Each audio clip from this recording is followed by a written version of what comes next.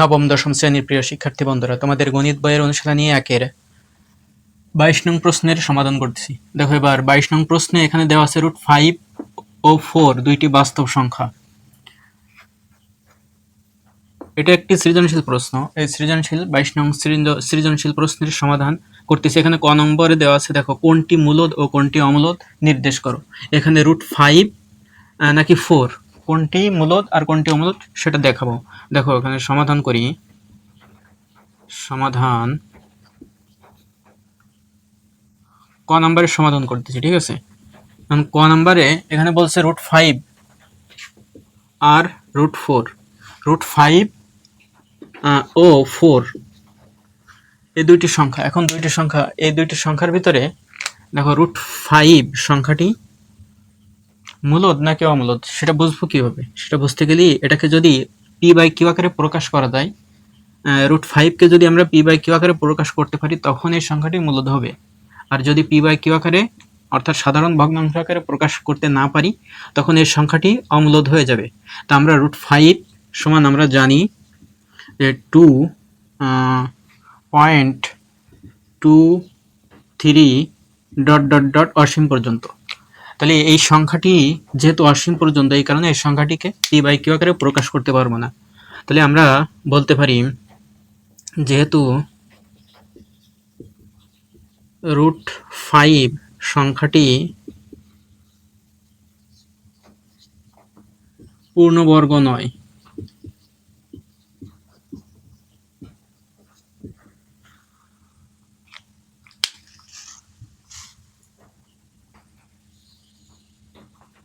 যেহেতু √5 সংখ্যাটি পূর্ণবর্গ নয়, অতএব √5 সংখ্যাটি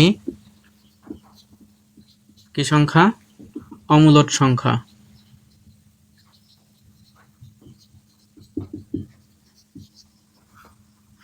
এবং 4 সংখ্যাটি, এই 4 সংখ্যাটি কি হবে?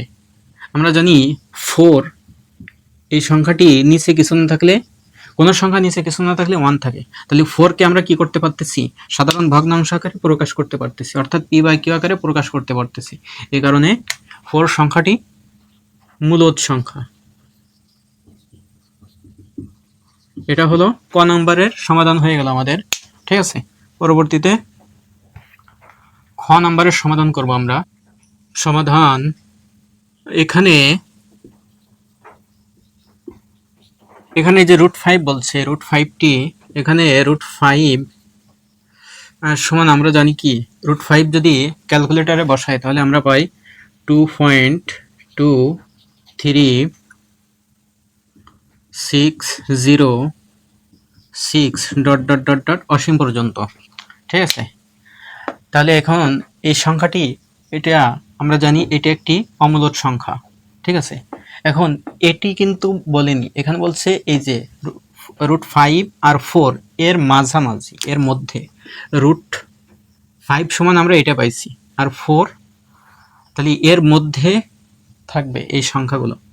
তাহলে আমরা এখানে ধরে নিই, এমন দুইটি সংখ্যা ধরে নেব যে সংখ্যাগুলো এটা এই যে 4 আর 2.236 এর ভিতরে থাকবে, ঠিক আছে।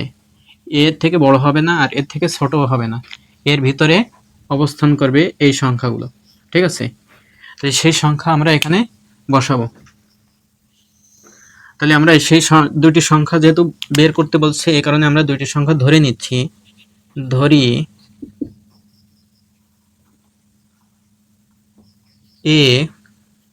এ ও বি দুইটি স্বাভাবিক সংখ্যা ধরে নিচ্ছি আমরা। এখন এ সমান আমরা ধরতেছি, ধরি এ সমান এখানে 2 এর পরে 3 আছে, ঠিক আছে। তাহলে 3 আমরা নিই। এখানে অগণিত সংখ্যা আছে, তোমরা ইচ্ছা মতন বসাতে পারো। 3.033000033 এইভাবেতে ... অসীম পর্যন্ত, ঠিক আছে। আর বি সমান আমরা ধরতেছি 3.05 005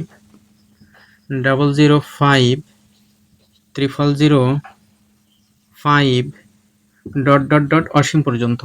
ঠিক আছে, তাহলে এখন এ আর বি এই দুইটি সংখ্যা, এ সমান আমরা এই সংখ্যাটি ধরেছি এবং বি সমান এই সংখ্যাটি ধরে নিয়েছি, এবং এরা অবশ্যই কি এই যে 2 এর থেকে বড় আর 3 থেকে 4 থেকে ছোট, অর্থাৎ 2 এবং 4 এর ভিতরে এরা অবস্থান করতেছে।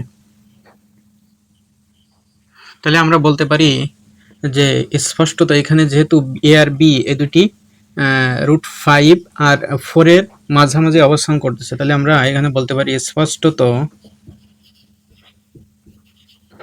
এ ও বি এই দুটি স্বাভাবিক সংখ্যা। এ ও বি কি দুইটি স্বাভাবিক সংখ্যা,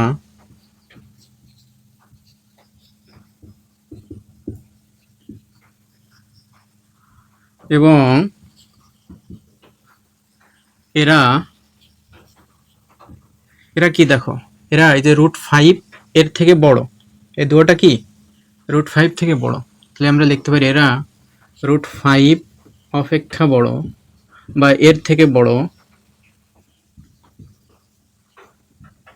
এবং এবং আমাদের এই যে 4 এর মধ্যে অবস্থিত, তাহলে 4 থেকে ছোট হওয়া লাগবে। তাহলে 4 থেকে ছোট লেখো, 4 থেকে ছোট। তাহলে এই দুইটি যেহেতু 5 অপেক্ষা বড় আর 4 থেকে ছোট, তাহলে অর্থাৎ আমরা লিখতে পারি যে অর্থাৎ যে এর সমান আমরা কি পাইছিলাম, এর সমান আমরা যেটা পাইছিলাম এটা কি √5 থেকে বড় আছে, এই যে এর সমান এটা যেটা পাইছি সেটা কি √5 থেকে বড়। তাহলে অর্থাৎ আমরা লিখতে পারি যে √5 এর থেকে বড়, তাহলে √5 থেকে বড় কি কি এই সংখ্যাগুলো 3.030033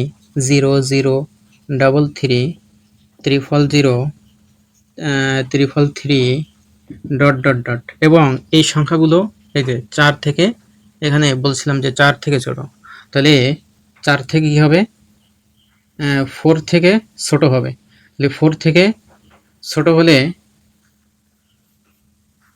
এই চিহ্ন বসবে। ঠিক আছে, 4 থেকে ছোট লেস দ্যান 4, তাহলে 4 থেকে ছোট বসালাম, এবং যেহেতু দুইটি সংখ্যা একটি লিখছি আরও একটি লিখতে হবে পরে যে সংখ্যাটি আছে 3.05 005 005 ডট ডট ডট 4 থেকে ছোট, তাহলে 5 থেকে √5 থেকে বড় এবং 4 থেকে ছোট। তাহলে এখানে যে এ আর বি দুইটি স্বাভাবিক সংখ্যা ধরেছিলাম, এই সংখ্যা আর এই সংখ্যা, এই দুইটি সংখ্যা, তাহলে এখন এই দুইটি সংখ্যাকে কি সাধারণ ভগ্নাংশ আকারে প্রকাশ করা যায়? যেহেতু অসীম সংখ্যা, এটা তো আমরা লিখে শেষ করতে পারবো না, তাহলে ভগ্নাংশ আকারে প্রকাশ করব কিভাবে? তাহলে আমরা বলতে পারি যে এ ও বি লিখতে পারো, আবার এ ও বি কে ভগ্নাংশ আকারে প্রকাশ করা যায় না, ভগ্নাংশ আকারে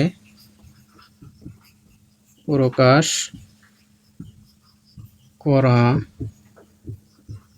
যায় না।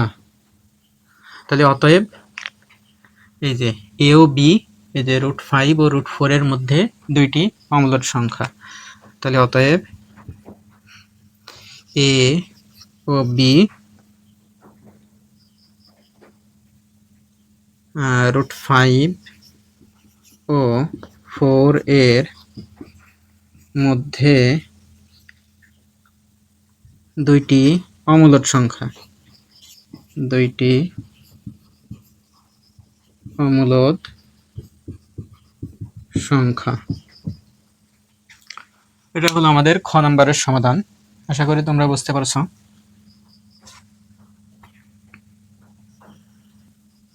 এর পরবর্তী অঙ্ক গ নম্বর। দেখো, গ নম্বরে দেওয়া আছে প্রমাণ করো যে √5 একটি অমূলদ সংখ্যা। এখন এই ধরনের অঙ্কের সমাধান আমি গত 9 নম্বর অঙ্কে বিস্তারিত ব্যাখ্যা সহ দিয়েছিলাম। তোমরা এটার সমাধান দেখতে চাইলে 9 নম্বর অঙ্কটি অবশ্যই দেখে আসবা, ঠিক আছে?